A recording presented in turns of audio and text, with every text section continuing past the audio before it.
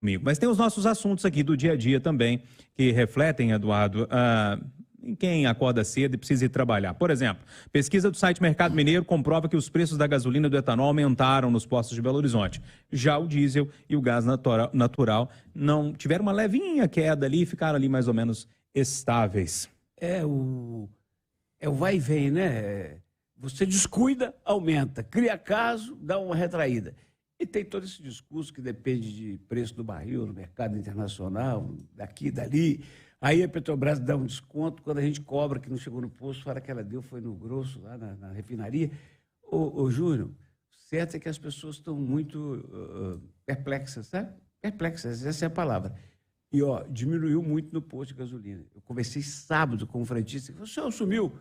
A gente tem que mudar a alternativa. Falou assim, já está resultando em desaparecimento de clientes, o preço da gasolina e os primeiros carros, que já não são poucos, elétricos. Rita Mundim, a explicação do Feliciano Abreu, que é o responsável pelo site Mercado Mineiro que fez essa pesquisa, uma delas, né, uma das razões para esse aumento aí da gasolina, cerca de 6 centavos, seria o aumento também do álcool, que acaba indo também junto com a gasolina nessa mistura que tem aqui no Brasil.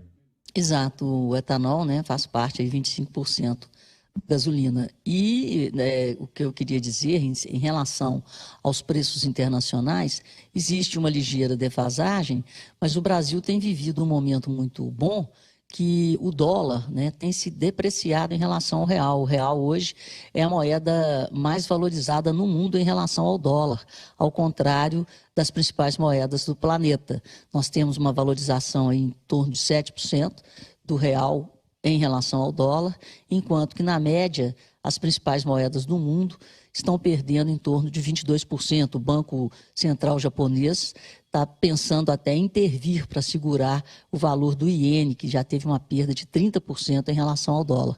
Então, essa estabilidade do real em relação ao dólar, até essa valorização do real e a queda internacional do preço do barril de petróleo, que saiu aí da faixa de 120 e está oscilando em torno de 90, faz com que a Petrobras possa ter esse tempo aí, né, em não repassar os preços, porque a defasagem está muito pequena e a tendência com essa expectativa de recessão, tanto na zona do euro quanto lá nos Estados Unidos, é de que o preço do barril de petróleo fique aí nessa faixa de $90. Aí eu estou falando do Brent, referência da Petrobras.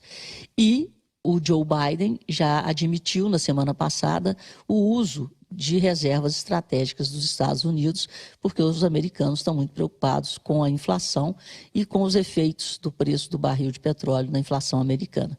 Então, por enquanto, o mercado está estabilizado. E aí, Edilene Lopes, em Brasília está dando para abastecer o carro tranquilo ainda?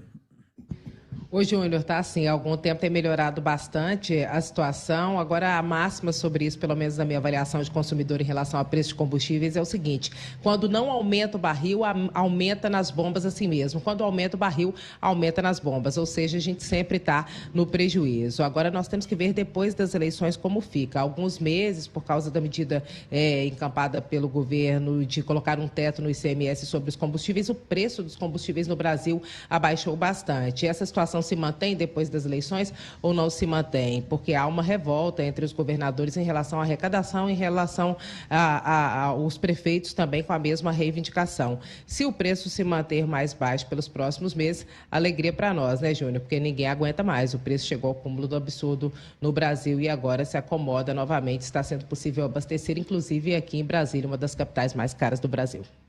Paulo Camargos, uma leve alta aí no preço da gasolina. A explicação do Feliciano é porque o álcool subiu, né? E aí, na mistura lá, a gasolina acaba ganhando um pouquinho de valor também.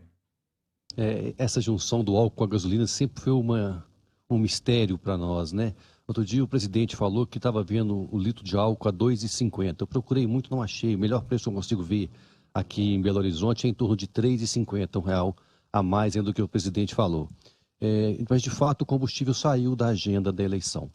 É uma coisa que os brasileiros já acostumaram com o valor, já não está mais aquela oscilação diária que deixava todos nós apavorados, fazendo cálculos e antecipando os aumentos, obrigando que a gente enfrentasse filas, os postos, etc., cada vez que sai um novo aumento, e agora volta uma certa normalidade. E deveria ser assim, né? Uma eleição não deveria ser afetada por alterações de curto prazo, como acontece. Que bom que estamos uma certa normalidade nesse momento em relação ao combustível.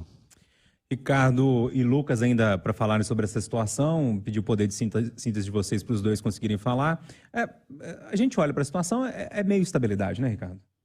Na verdade, Júnior, eu não sei por que não foi criada no Brasil ainda uma conta corrente, né, um colchão para esse tipo de oscilação de preço internacional e até mesmo preço interno por causa de safra de álcool não, aqui dentro.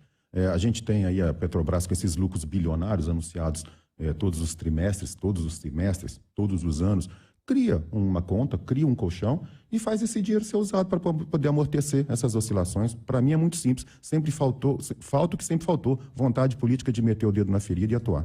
Ô Lucas, a gasolina ali por volta de R$ 4,80 mais ou menos, segundo o Feliciano Abreu, em média, né?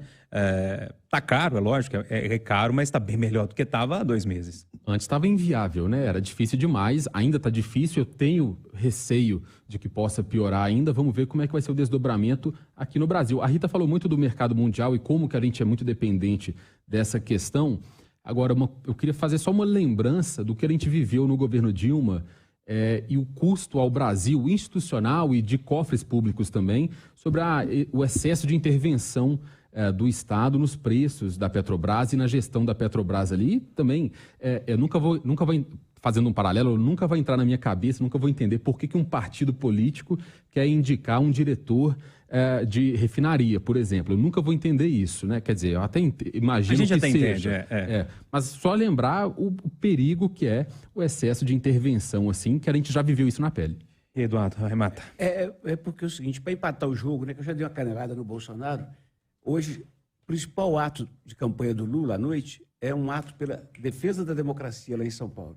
Eu espero que ele comece condenando a ação que o partido dele impetrou e que resultou na censura do Tribunal Superior Eleitoral imposta à Jovem Pan.